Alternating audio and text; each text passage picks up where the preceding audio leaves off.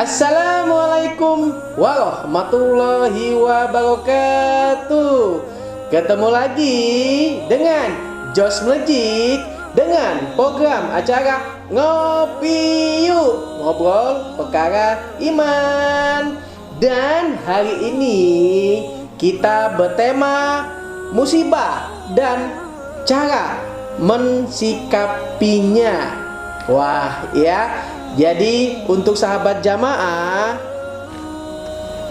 mengakui bahwa setiap yang terjadi musibah, cobaan, ujian dan lain-lain adalah hasil dari perbuatan sendiri dan tidak perlu menyalahkan orang lain.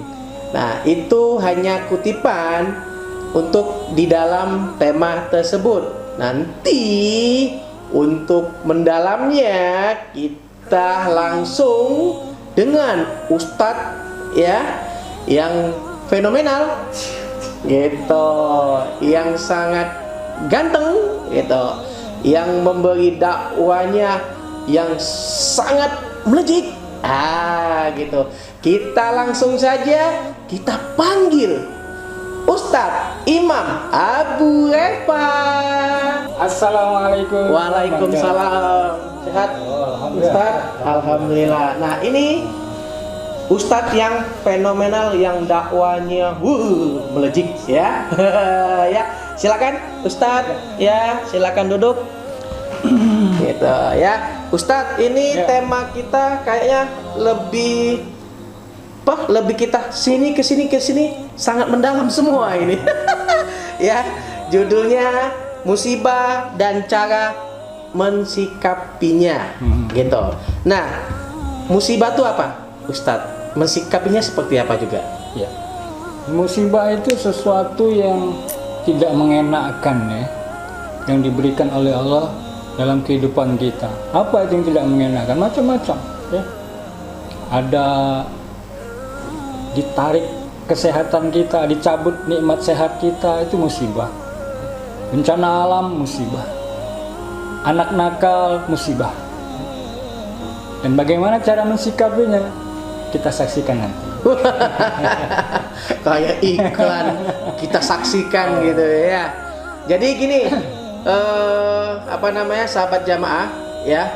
Jadi untuk mendalami sesuai dengan apa yang akan disampaikan Ustadz Imam Abu Refa ya, untuk dakwanya, untuk memberikan untuk kepada sahabat jamaah, pasti penasaran kan gitu, tema yang musibah dan cara mensikapinya gitu. Nah, gini Ustadz ya, sebelum kita lanjut ya, ini ada komentar dari sahabat jamaah juga gitu.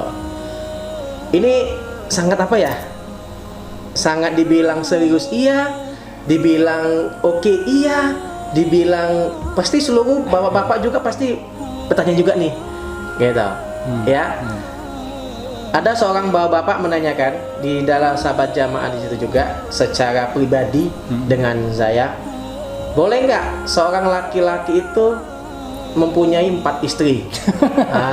Gitu kan, itu lagi agak berat mengucapkan gitu. Gimana Ustadz? Ya, kalau kita merujuk kepada Al-Quran, surah Nisa itu dikatakan ya boleh. Boleh ya? 1, 2, 3 atau 4 ya. Itu batasan seorang muslim untuk menikahi wanita itu maksimal 4. Hukumnya boleh, tapi syaratnya harus adil. Syaratnya harus adil ya. Jadi inilah yang akan jadi persoalannya ya. Adil atau enggak gitu kan. Ya kalau enggak adil ya satu aja kadang susah lah. Ya, adil itu semuanya adil, baik itu nafkahnya, betul, semuanya. Iya. Terus juga dari istri pertama harus izin dulu sama istri pertama gitu, benar? Sebenarnya enggak juga perlu izin. Enggak perlu izin. Iya. Kalau menurut syariat kita suami itu tidak perlu izin. Ya, tapi kembali ke adab. Adab itu beda kan dengan syariat. Kalau kita memakai adab, maka alangkah baiknya kita izin kepada istri pertama. Istri pertama. Nah, itu prinsip-prinsipnya seperti itu. Gini Ustadz, biar lebih padat, maksudnya untuk sahabat jamaah juga kan ada yang bertanya dengan saya, boleh atau tidak istri 4, berarti kan boleh. Sesuai dengan syariatnya boleh Islam. Betul. Cuman bisa menafkahi. Yang intinya tuh mau 1, mau 2, mau 3, mau 4, yang penting adil. Intinya harus adil. Harus adil gitu ya. Untuk sahabat jamaah, untuk mau istri 4 boleh, tapi sesuai syariat Islam. Tapi harus izin istri yang pertama, adabnya gitu ya, gitu. Jadi kalau sanggup, yuk dipersilakan. Kalau nggak sanggup, jangan gitu. Tapi sama-sama enak ya sama istri pertama. Jangan sampai di belakang main belakang kan, ujung-ujung ada pertengkaran. Yang itu yang ditakutkan gitu. Saya curiga kayaknya hostnya ini yang punya niat.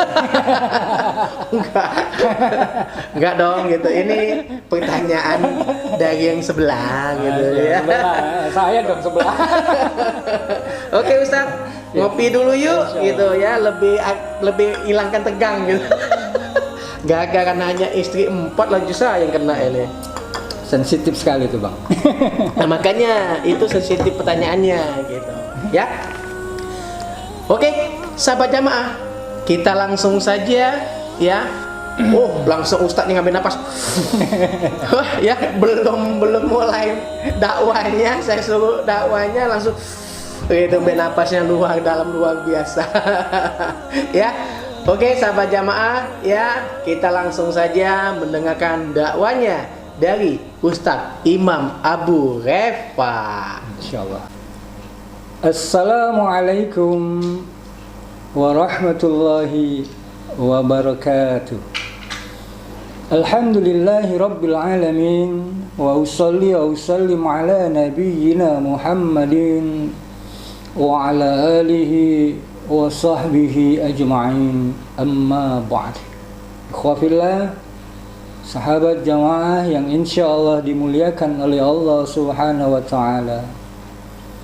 Setiap kita manusia tidak pernah terlepas dengan apa yang dinamakan ujian, musibah ataupun cobaan dari Allah Subhanahu wa ta'ala. Karena ini adalah bagian daripada sunnatullah, hukum Allah Subhanahu wa ta'ala, sebagaimana yang diisyaratkan oleh Allah di dalam Al-Quran surah Al-Mulk ayat 2. Situ Allah katakan, a'udzu billahi minasyaitonir rajim, alladzi khalaqal mauta wal hayata liyabluwakum ayyukum ahsanu amala.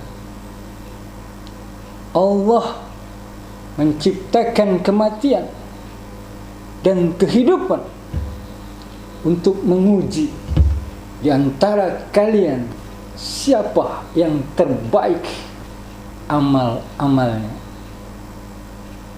Dari ayat ini pun jadi jelas sekali bahwa namanya manusia pasti diuji oleh Allah Subhanahu wa ta'ala. Dengan tujuan apa?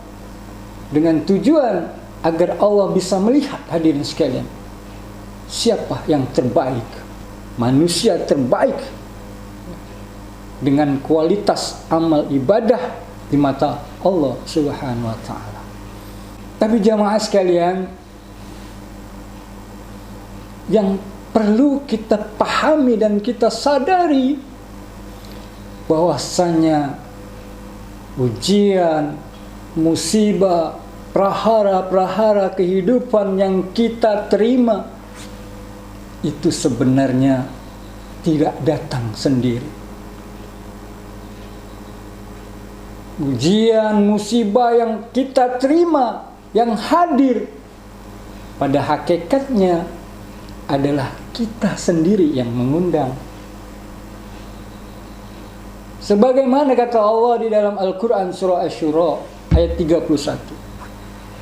Sebagaimana kata Allah di dalam Al-Quran surah Asy-Syura ayat 31, di situ Allah katakan, a'udzu billahi minasyaitonir rajim, wa ma asabakum min musibatin fabima kasabat aydikum wa ya'fu an katsir. Apa kata Allah? Dan tidaklah musibah itu datang kepada kamu, ya, fabima kasabat aydikum, akibat daripada tangan-tangan kamu, akibat dari perbuatan kamu, akibat daripada dosa-dosa kesalahan kamu. Wa ya'fu an katsir, kata Allah. Dan Allah telah banyak memaafkan semua yang telah kita lakukan di dunia ini. Jadi ikhwafillah rahimakumullah, ayat ini ayat yang boleh saya katakan sebagai musibah untuk pribadi masing-masing. Di situ katakan asobat fabima kasabat aydikum, ya, akibat daripada tangan kamu. Tunggal. Ya. Ada juga musibah jamaah hadirin, berupa bencana alam, banjir, gunung meletus dan lain sebagainya. Di dalam Al-Quran surah Ar-Rum ayat 41, di situ Allah katakan, A'udzubillahi minasyaitonir rajim. Jahara fasadu fil barri wal bahri bima kasabat aydin nas liyudhiqahum ba'dal ladzi 'amilu la'allahum yarji'un. Dan telah tampak kerusakan baik di darat maupun di lautan, fabima kasabat aydin nas, ya. Jelas sekali di sini Allah katakan, fabima kasabat aydin nas, akibat daripada tangan-tangan manusia. Lalu Allah tunjukkan itu, Allah lihat dampak daripada bencana-bencana yang Allah kirim itu untuk apa? La'allahum yarji'un, supaya mereka itu kembali ke jalan Allah Subhanahu wa ta'ala. Dari dua ayat ini hadirin sekalian, ada yang dikatakan sebagai musibah pribadi.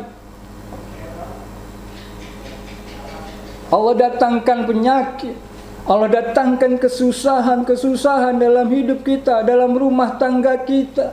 Mungkin ada anaknya terkena narkoba, ada yang kecelakaan, macam-macam.